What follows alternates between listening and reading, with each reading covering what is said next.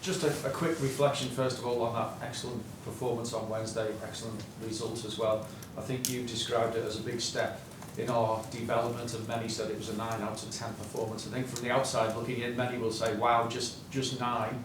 How close are you to a 10, and how good a side can this become really? First of all, I don't think it was even close to an 8, if I'm 100% honest, and that's because we had there was a spell in the game where we let them get back in the game. Not only the goal we conceded around that, being 2-0 up, being completely in control of the game, and that changed after the 2-0. It was not. Is it possible to play a game over 95 minutes like we did in the first 15-20? I don't know. But for sure we could be closer to these first 15-20 minutes than we were in the 20 minutes after that. So, but of course, there were so many brilliant football moments, and what I liked most about it is that we were really completely in control of our emotions, which is very important, because it was never even close to a heated or whatever fixture. There was one situation, I think, when Jotter was down, 2-3 players were around, these kind of things, and we really wanted to be as calm as possible, knowing that we need to be very aggressive as well, and all these kind of things. So it's a challenge to go in a game like this with the atmosphere we could have had in the game. But I think that the start of the game just calmed everything a little bit down, and finish of the game for sure as well. So yeah, it was a really good game. I said it was the best game from us at Goodison since I'm here, and what do we want more? Your side are playing so well, scoring lots of goals, winning virtually every game. It must be tempting not to change the team, but with the number of games, of course, you've got this month, have you got a real balancing act to perform in terms of players' welfare and getting results, of course? Yeah, players' welfare is of course very important, but it's we are used to tough schedule. The boys are used to tough schedule, and obviously, I don't think we have to make now between the games now plenty of changes. At least not at the start of December. We have to see how that will be in the middle or the end of December.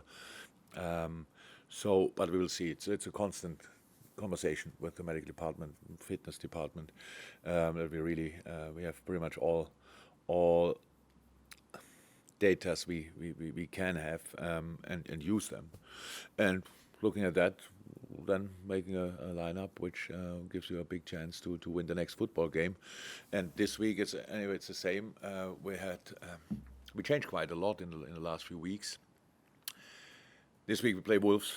Wolves played Wednesday as well, so both the same for both teams. So we will see what we do exactly. I didn't make the lineup yet, but I wouldn't expect now 7-8 changes.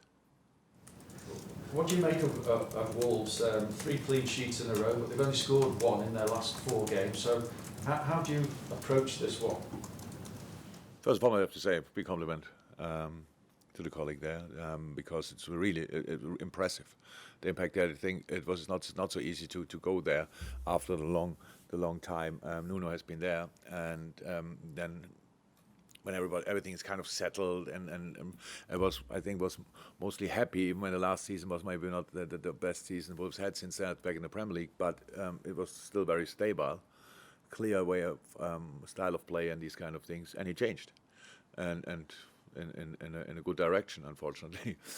So it's a real football playing side with a real football playing idea.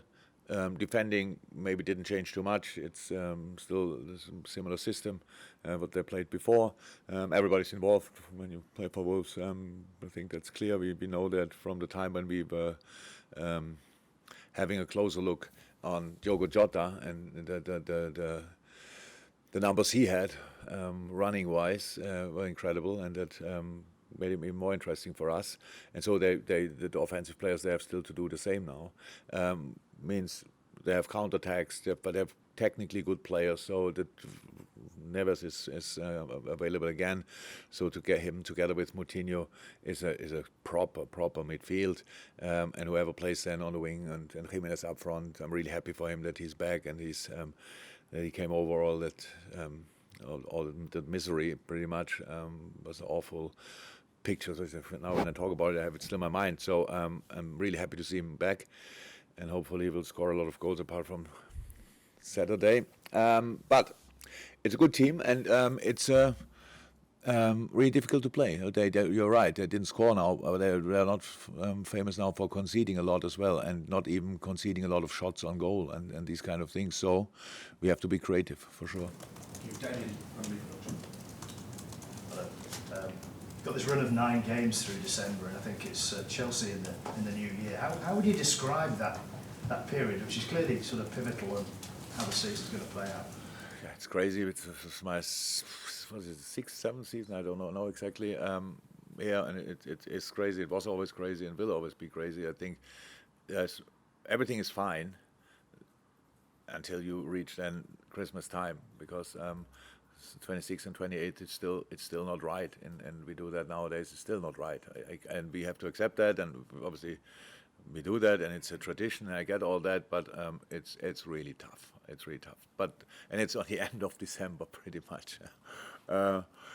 January is not getting better. The more successful we are in the cup competitions is pretty much exactly the same. So we have now 2 months ahead of us, which will be really difficult to deal with. But it's the only good news about that is for all teams the same. We have exactly 1 game more than other teams now, than some other teams, because we have 1 more Champions League game apart from that. Then, and the Carabao Cup, right? So 2 games more, but all the rest is for all the same, and that means we all have to dig in and fight through that period. Being smart, try to recover as quick as possible. In the end, and we know that even when it's highest intensity, because it's Premier League, it's just 95 minutes every 3 days. That's I know it's not just 95 minutes. It's 95 minutes of super intense runs, super intense challenges, and all these kind of things. So it's really not easy, but in the end, it's doable, and that's what we try to do. A lot of people are saying there are 3 outstanding teams in this title race. Is this the most exciting title race in your time at Liverpool? Is it already a title race? I don't know. It's a very, I said before, it's a very, very good, highest quality league. Honestly, it's unbelievable how good you have to be to win a single football game in this league, and that we are around there. That's our target. You cannot win the league in November or December. You can lose it maybe.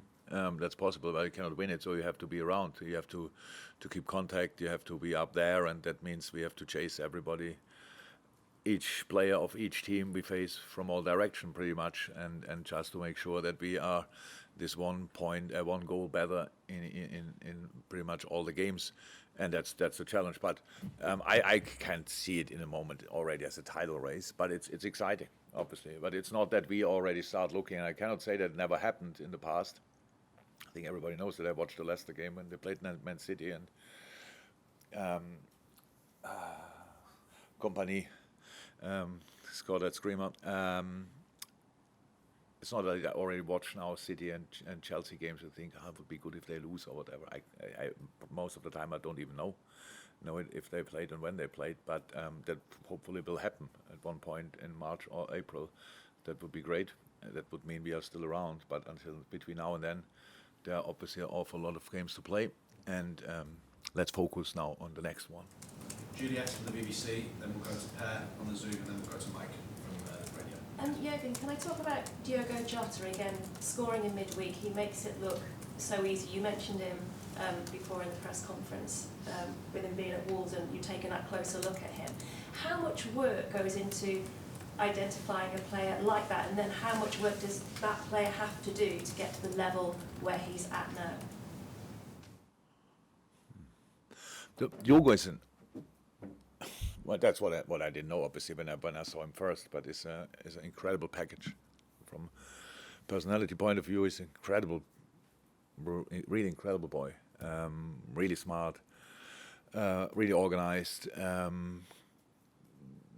structured in a very nice way. That's all what I didn't know, but it helps.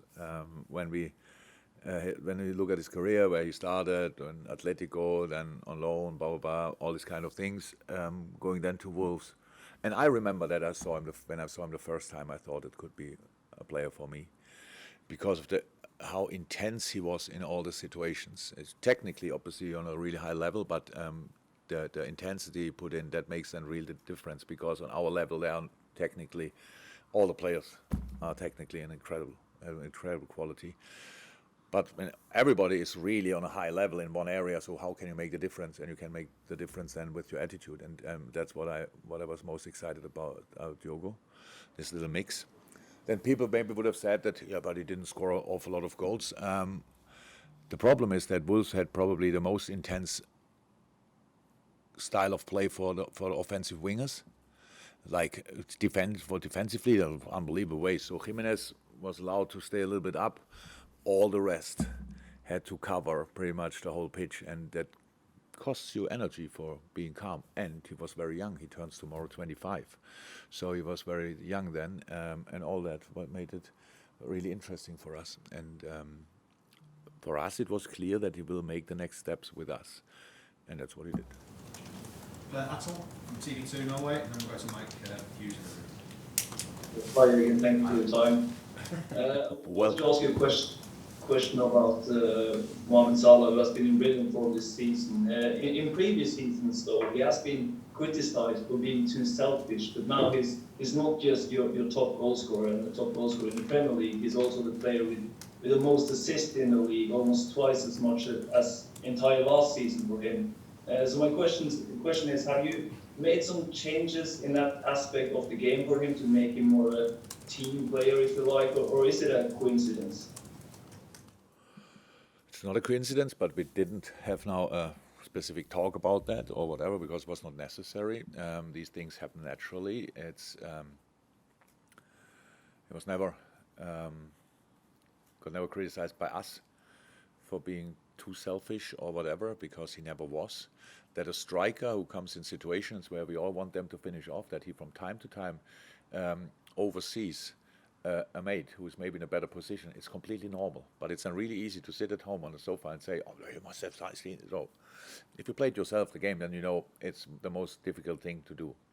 But what helps a lot is experience. What helps a lot is being in similar situations for plenty of times, that you know what happens when we are there. As a team, we developed, obviously, so it should be clear when you are in a specific area on a pitch, that in like 10, 15 yards away from you, in another specific area on the pitch, should be a player with wearing the same shirt, because of our formation. And that what helps, obviously, then, and Mo has now the experience, is calm enough, didn't lose any kind of greed for scoring, but is calm enough and developed technically again it was incredible, but he did, so it just has more time to see the right things in a situation. And when he sees somebody in a better position, you can be sure he passed the ball there. But when he thinks he can finish it off himself, then I expect him to try to finish it off himself, even when he missed the chance, because that's the nature of a chance. You finish it off, and then you realize it was the right decision or not. And obviously for him, it was very often the right decision. Thank you. Mike Hughes, and then we'll go to Carl, and we'll finish with Neil. Hi again. Long time no see. Have you missed me? Yes, Right, thanks. very much. 4 weeks since the West Ham defeat, and after that there was the international break. But since then, Liverpool, I think 4 games, 14 goals scored, 1 conceded.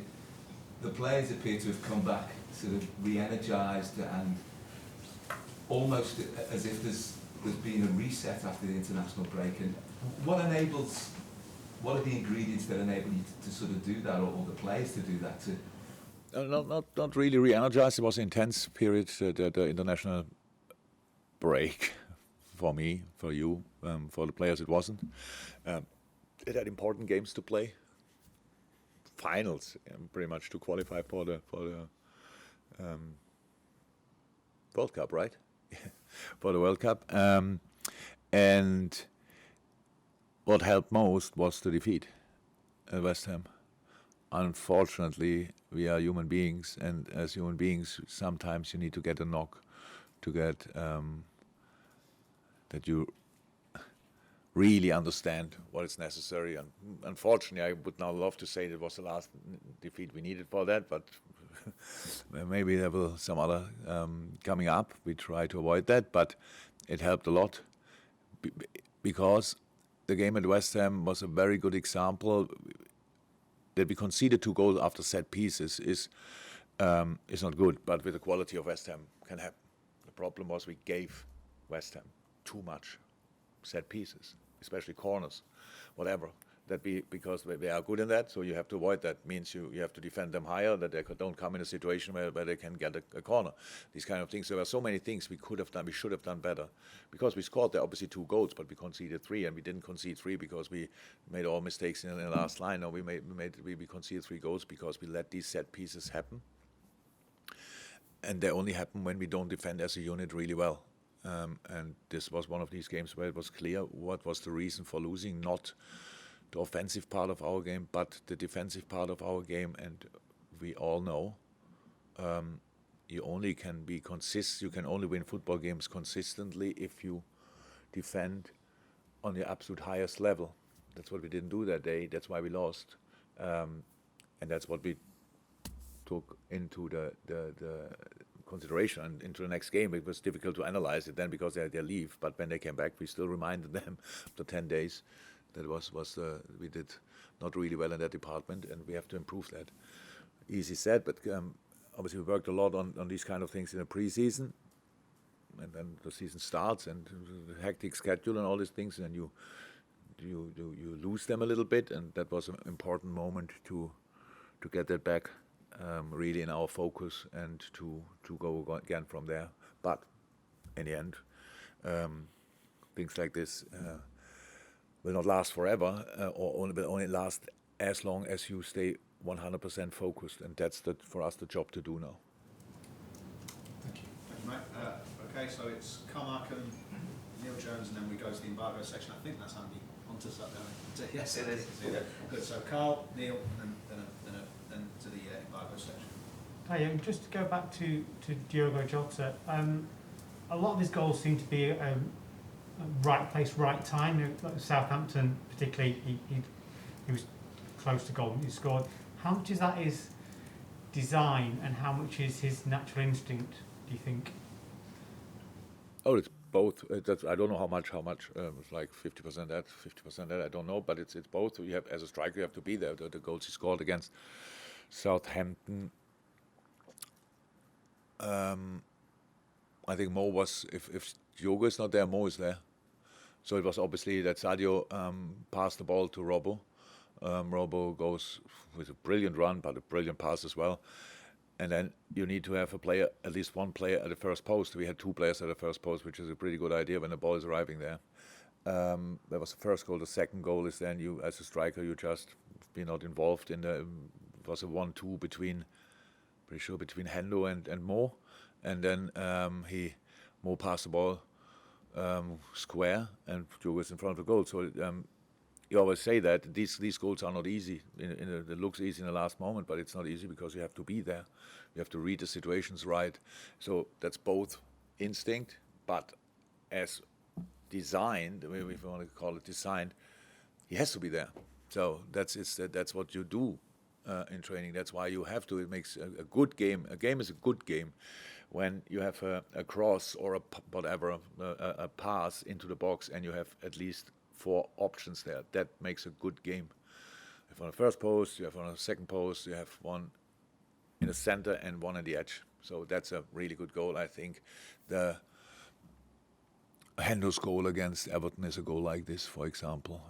And these kind of things. Again, it's so easy to speak now about it, but in a game you cannot say in the moment when you realize, oh, it will cross in a second and you are 60 yards away, you will not make it. So it's all about how you develop the game in these areas. And if that would be easy, then we would do it. Would have started 2015 October exactly with that, and would be now even much better in that. But it's not, because the opponent is there in between and they defend situations, and you have to judge it right. A good example for judging situations right is the goal we conceded against Everton. Trent was 100% convinced we keep the ball on that side. That's why he was already a bit wide and high, which is absolutely fine if we keep the ball. In that moment when we don't keep the ball, it's then easy for me to say, but Trent, where have you been? But actually, yeah, it's easy, but it's not right because we lost the ball on that side and we had a lot of players on that side to keep the ball, or if we can keep it, to at least shoot him over the roof or whatever. We didn't. So that's football. You have to judge situations, and you have to offer options for your mates, and you have to follow the situation that you are in a good spot for either finishing in the off or protecting the whole attack. That's it.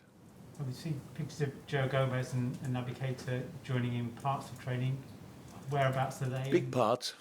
It was really nice to see. They were yesterday. We didn't let them do the full session, but it actually, just because medical told us don't do that, but they look brilliant. So they will use now, I think, the next 2-3 days to do the stuff they have to do while being part of team training. And then I think from Sunday on, if nothing happens in between now and then, they should be in contention again. Thanks, Carl. Final one of this section before we go to the embargo, Neil Jones.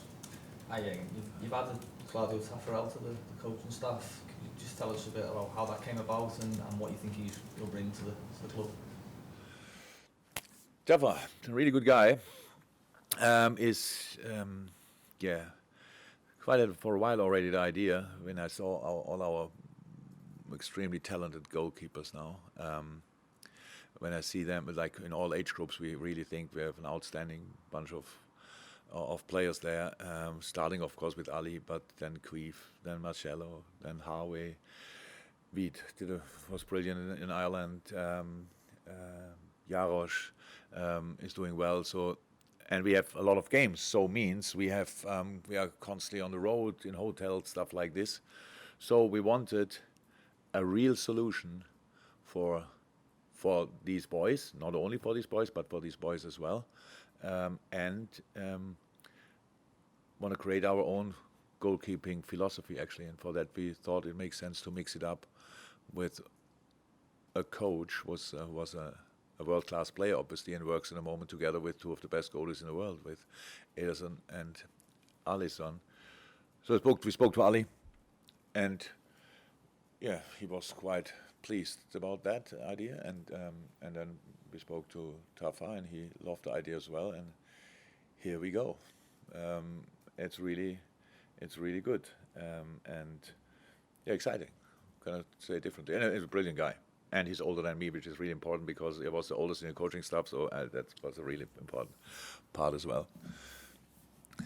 And just to make sure, and John Achterberg renewed his contract, by the way, until 2024, because people are very often making wrong conclusions because of some things. John is the head of the goalie department, and Tafa is a wonderful add-on in that department.